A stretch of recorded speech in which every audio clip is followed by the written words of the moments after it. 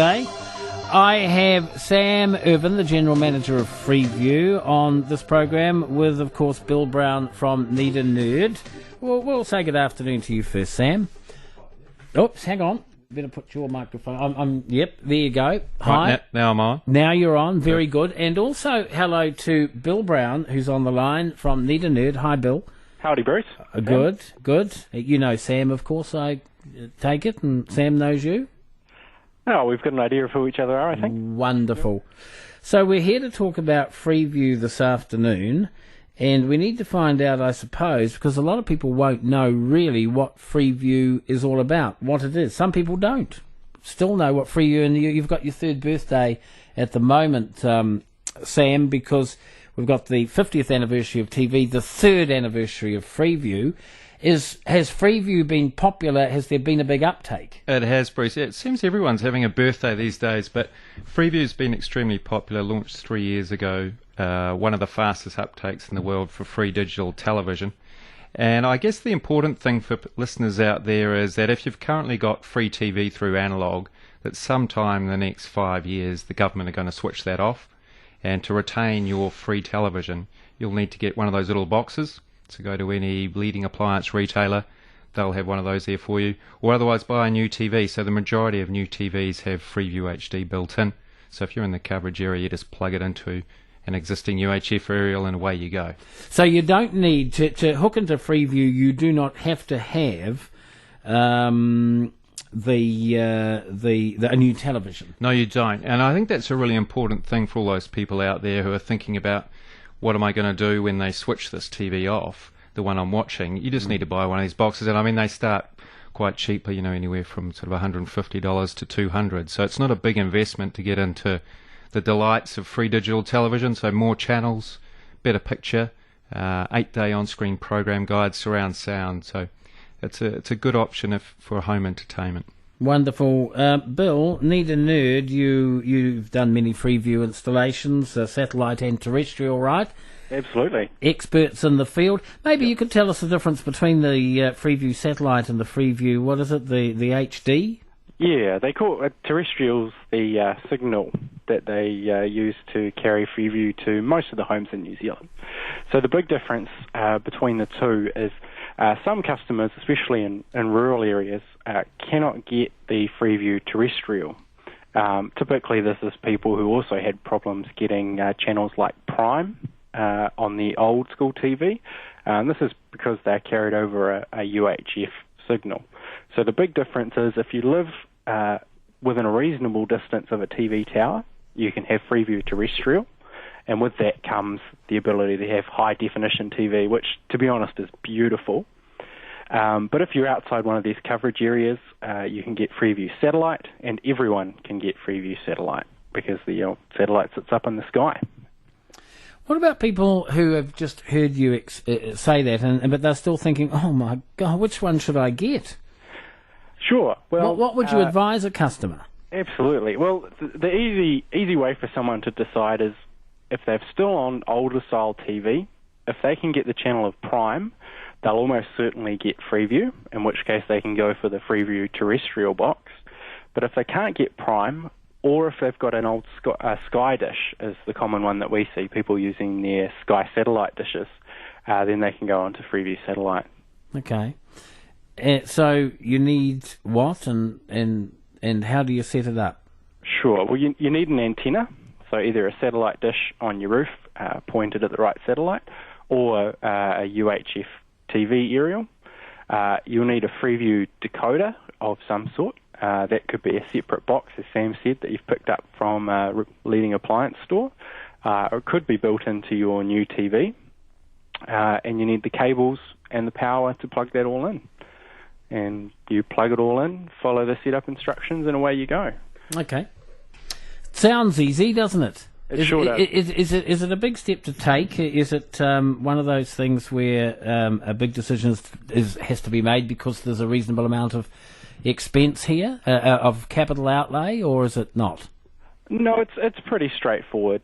Once you make the decision that you need to move on to digital TV, everything sort of follows along smoothly. You sort of buy the gear and get ready to set it up. But obviously, if you have any problems, a techie business like Need a Nerd is the ideal people to come and give you a hand to get that going. Yeah, I think adding on to what Bill says there is the way it's been designed is it's very much plug and play. So you can always use an installer if you do have any issues with setting it up, but you should really be able to set it up on your own if you've got an existing TV, you've got a dish or a UHF aerial. So it's reasonably And most easy. of the major devices come with really, really good hands-on guides to talk you through it exactly step by step. And when you say a hands-on guide to talk you through it, do you mean a booklet or somebody, a help desk or a website or what? Usually it's the manual. Yep. So they'll come with a booklet in the box which just talks you through setting everything up. There are some very good websites out there which can help you as well. Yeah, or go to the Freeview website, freeviewNZ.tv. Simple setup instructions there. And it's also got a little flowchart of if I'm thinking of getting Freeview Satellite or Freeview HD, which is the best option for me.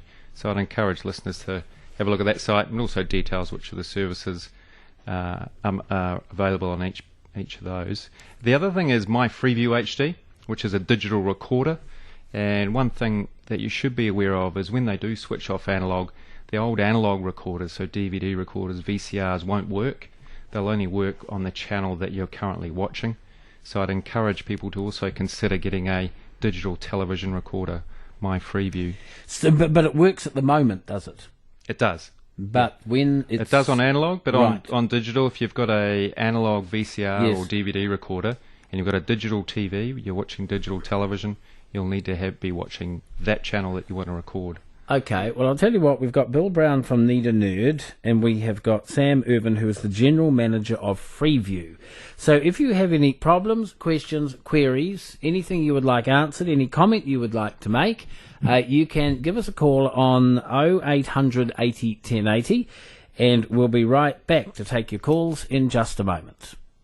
Tech Tuesday with 0800 Need a Nerd.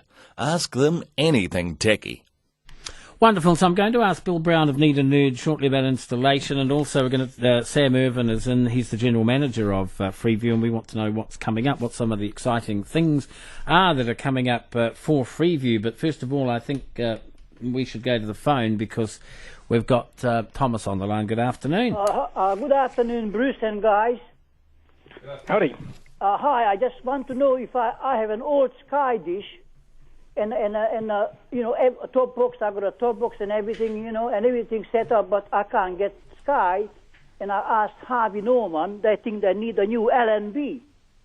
Yep. On the Sky, on the dish, you know, they got a LNB, and they have to change to LNB. Okay, sure. Yeah, is that right? It could be, yeah. As the Sky dishes age, they can develop problems with the LNB, which is essentially I can't that get any the signal, receiver. you know. Yeah. It's something that we'd probably recommend you have a professional type company take a look at. It may be that there's just a problem with the cable. But it doesn't matter what I tried. I can't get a signal, you know. Next Sure. door neighbor got a signal, but they got a different LNB on his Sky dish. Sure, you may have an older one, yeah. You can get replacements for them, but it's more common to just replace the whole dish. Yeah. All right, thanking you, Thomas. Okay, then thank you very much. Yep, that's fine. Good afternoon, Ahmed. Hello there. Just wanted to ask a question to the Freeview person. So I don't know his position, so I've misheard. To Sam Irvine. Sam Irvine. Yep. Look, Sam's already spoken about the 50th anniversary of TV in New Zealand, and congratulations on the third birthday for Freeview. We're very much enjoying our Freeview HD coverage at home. But just wanted to ask, TVNZ have just launched the Heartland channel, which I believe is to be launched on Sky only, containing a lot of the TVNZ archive. And I feel a bit miffed, given that as a taxpayer, we I guess own TVNZ, and TVNZ are a stakeholder in Freeview as well. Are there plans on releasing Heartland onto Freeview HD as well? Because certainly a lot of people like myself have taken up Freeview. Okay, Sam will address that. It's a fair question. Freeview is an open access platform, so the more content, the better for us. And we're also non-exclusive, so you'll find just about every channel on Freeview is also on Sky. Unfortunately, it doesn't work the other way. We'd love to have as much content as Sky, but when you're dealing with a free-to-air open platform, it's up to the broadcaster to decide what they're going to put on there. So that's really a question for TVNZ.